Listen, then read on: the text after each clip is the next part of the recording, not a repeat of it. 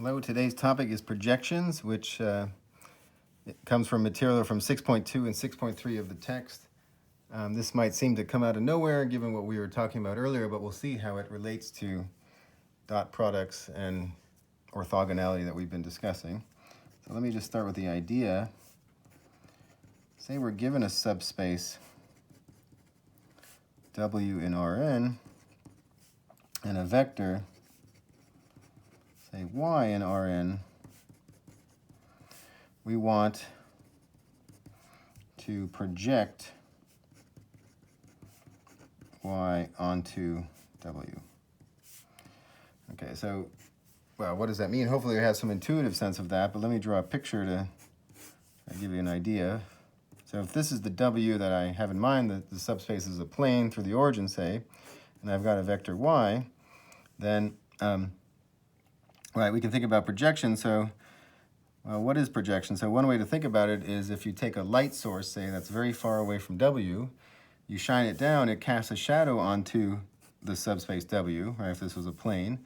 And we're going to call that vector y hat, or sometimes he calls it proj onto W of y. But that's the thing we're going for, is that, given the vector y and the subspace W, what is this shadow? What is that projection? Now this thing here I'm going to call z. This is the third leg of the triangle that this makes.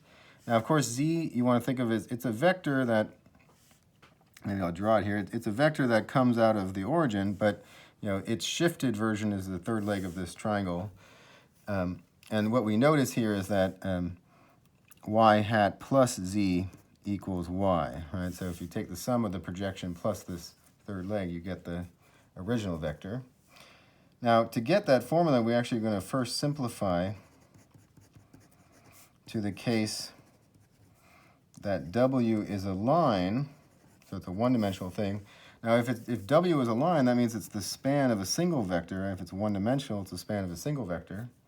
So what we're looking at here is that, well, we've got this vector u, and then the span of u is, of course, all multiples of it. So it's this line here. This is W. And now we're taking a vector y, and we want to project it down to this line. And so now we've got something like this, and now the vector we care about is this thing here. We'll call this y hat, okay? Now this was my vector z, that's the third leg of the triangle. But now what we want to know is, what's the formula for y hat? So what do we know?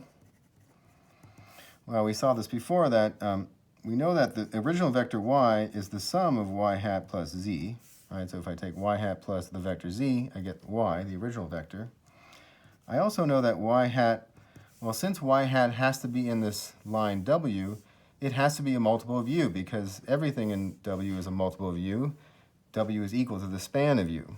So this has to be alpha u for some alpha, and in fact, this is what we care about, y hat. So alpha is actually the thing we're going for. What is this value? How much of u do I get when I project? And we also know that z is orthogonal to u, right? Because when I project this thing down, this y down to the line, this vector z is orthogonal to that light source. So if you like, that's kind of the direction of where the light source is coming from. So what does it mean to be orthogonal to u? It means that z dot u is 0, okay? So let's put all this together. So let's see, z dot u, on the one hand it equals 0, but it also equals, well, what's z? Z is going to be y minus y hat dot u. And what else do we know? We know that y hat, we said, was alpha u. So this is alpha u dot u. Okay? So again, just plugging in things we know. And now let's see. This implies that 0 should be, again, this is a vector dot a vector. I can use the distributive property. So this is y dot u, that's a dot, minus alpha u dot u, okay? Well, we're solving for alpha here, so alpha u dot u is y dot u. In other words, alpha is y dot u, the number, divided by the number u dot u. Okay, and that's what we want, right? Because now what we have is the alpha, that number that tells us where y hat should be. So to summarize, what this is telling us is that y hat is, well, also called the projection of y onto W. the formula is going to be y dot u divided by u dot u. That's a number, and I'd use that number to scale u by. Okay, so it's a number that I'm scaling this vector u by. Okay, so maybe let's do an example. So let's see. So let me put this in the screen here. This is the formula I'm going to use. Let's take the example of e.g. Let's take move everything over a little bit. E.g. let's take y to be 7, 6, u to be 4, 2. Okay, so maybe in the plane what I'm seeing here is that, let's draw it here, I guess. So u is 4, 2, 1, 2, 3, 4. U is this guy here. The line it determines is this line L, right? And then 7, 6 is 1, 2, 3, 4, 5, 6, 7. 1, 2, 3, 4, 5, 6. So something like this is Y. And I want to know what's its projection onto L, okay? So what I'm going for is this vector here, the projection. Okay, well, let's use the formula. So what do we need to know? We need to know y dot u. Well, let's work that out. So what's y dot u? It's just 7 times 4 plus 6 times 2, which is, what is that, 28 plus 12 is 40. I also need to know u dot u. That's just, well, 4 times 4 plus 2 times 2. That's going to be 16 plus 4, that's 20. So what we get from the formula here is that y hat is just, y dot u divided by u dot u. So that's 40 divided by 20. And I take that number, scale the vector 4, 2 by that.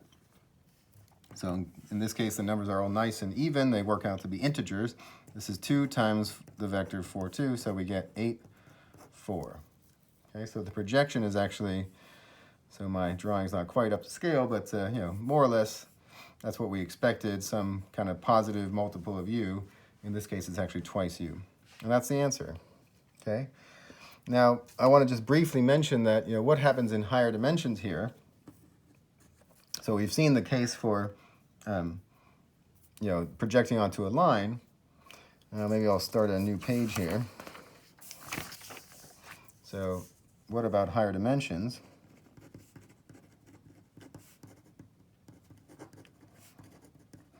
Well, here's where having a basis really comes in handy. So we've seen that with the one-dimensional case, having a basis just means knowing some vector in there. But suppose that W has an orthogonal basis,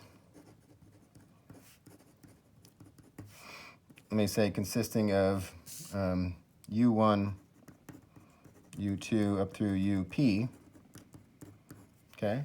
Then the projection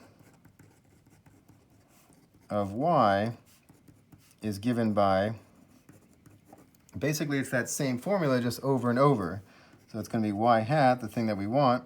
So what I'm going to do is project onto the line determined by u1. So this we know is y dot u1 divided by u1 dot u1. So that's exactly the formula we just saw if we were projecting onto the line determined by u1. What you do is you do now the projection of the vector u onto u2. And you keep going. So you do that, p times. So the last one would be y dot up divided by up dot up. That's a number that you scale up by. Okay? So, again, but let me just emphasize that this works because we have an orthogonal basis. Let me give you a kind of a picture of why this works. E.g., if W is the span of just two vectors, where, well, let me put it this way, where u1 dot u2 is 0, so we had an orthogonal basis.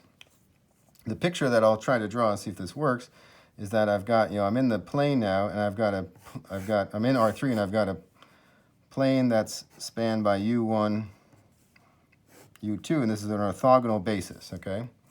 So that's my W. And then what I'm doing is I'm trying to project a vector y onto the plane W. So what I'm going for is the shadow of this y onto W. But since I have an orthogonal basis, what I can do is first project y onto the vector u2, or the line determined by u2, projected onto the line determined by u1. Okay, so this is like proj of y onto u1, let's say. This guy was the proj of y onto u2, okay? And then what I'm going to do is just take the sum of those two. So the sum of those two vectors is something like this. So I'll use my black pen here to say this is going to be, this is the sum of the two things, and that's actually the projection of the thing I want. So what I've tried to draw here is the sum y hat, which is the proj onto u1 of y plus the proj of y onto u2.